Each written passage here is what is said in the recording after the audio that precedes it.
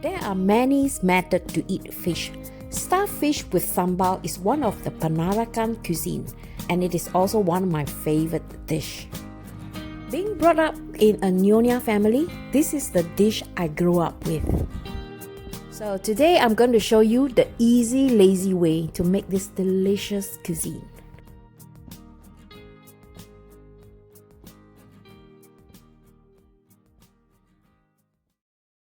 My name is Esti. You're watching Esti in Sweden. I'm a calm, practical prepper and a forager. My inspiration for food comes from the nature.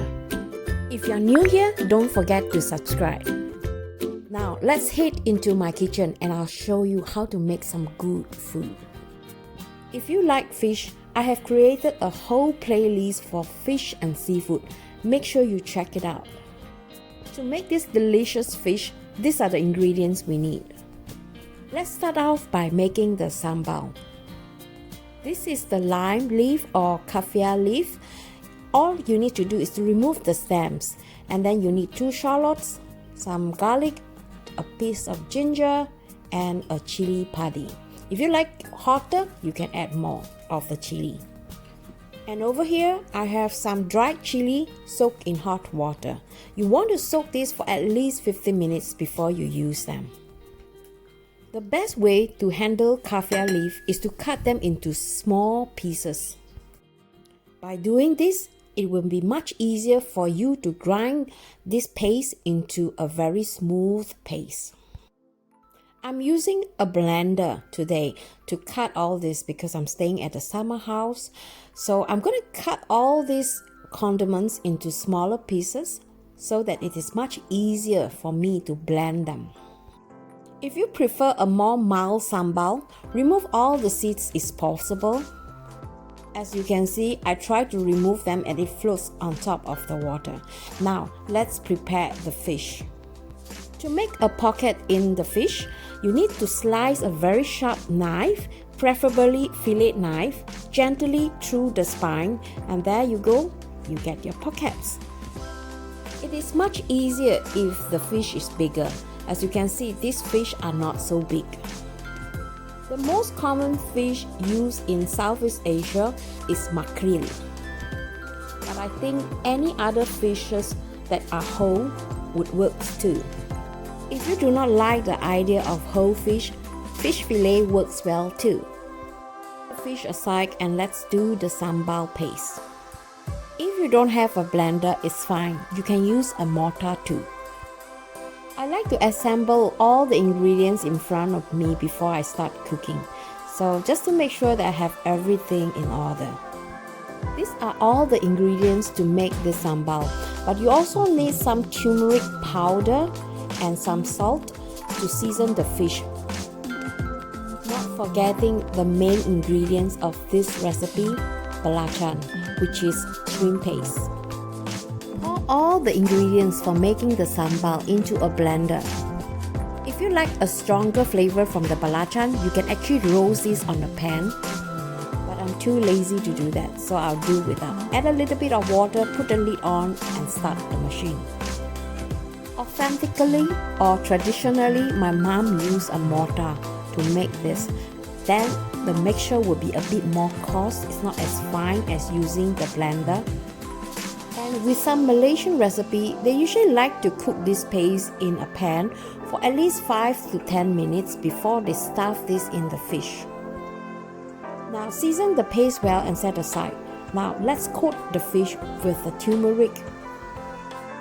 This will give the fish a very nice golden color when frying. If you don't have turmeric powder at home, you can also use tamarind paste. Now the fish are ready to be stuffed. While stuffing the fish, I noticed the paste is a little bit watery and it's a little bit difficult to handle, so I have to put the fish vertically up, otherwise it will come out from the pockets. So now you understand why the Nyonya like to pound this with a mortar just costly. Now the fish is ready, let's fry it. In a hot pan, add some oil and gently put the fish in one by one. If your paste is too watery, you will notice that the paste will start to come out from the pockets. And from this experience, I learned one thing. Maybe it's not a bad idea to fry the sambal until it becomes more dry. But now it's too late. So I just have to deal with the situation and see what I can do the best out of this. So you can see the sambal is coming out. So what I do is I push the fish together like sardine in the can and just continue to cook them in medium-low heat, making sure that I don't turn them too often. Then it shouldn't be any problem. Now the fish are ready. I'm just going to remove as much sambal as possible and put my next batch. But this time, I put the sambal sack on the bottom of the pan so that it gets this really slightly crispy sambal. Besides frying, you can also barbecue this on a grill. And I remember my mom used to wrap this fish around with banana leaf and put them on the grill. So if you don't have a barbecue grill, this is an alternative method.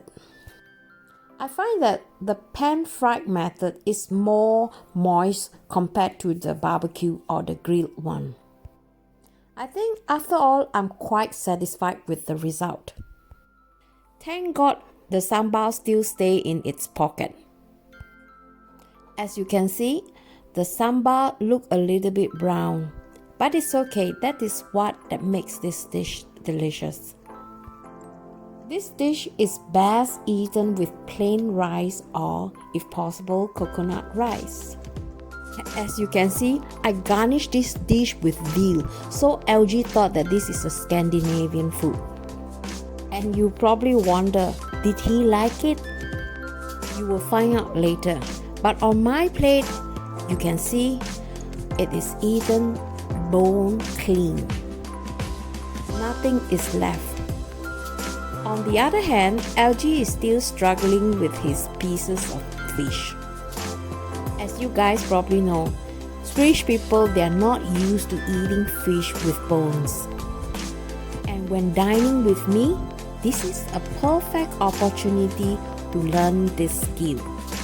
In fact, I learned how to eat fish with bone when I was 3 years old. And of course, I know it may be a little bit inconvenient to eat, but that's the way we are brought up. What about you guys? What do you think about eating fish with bones? Oh boy, I like to do a lot of stuffing recently. In my next video, I'm going to show you how to stuff a pork chop. If you don't eat pork, you can also use the same technique to stuff a chicken breast or even beef. If you do not want to miss this video, make sure you put the notification bell on when you subscribe. I hope you like this idea, and if you do, please give it a try. The weather has been unpredictable lately.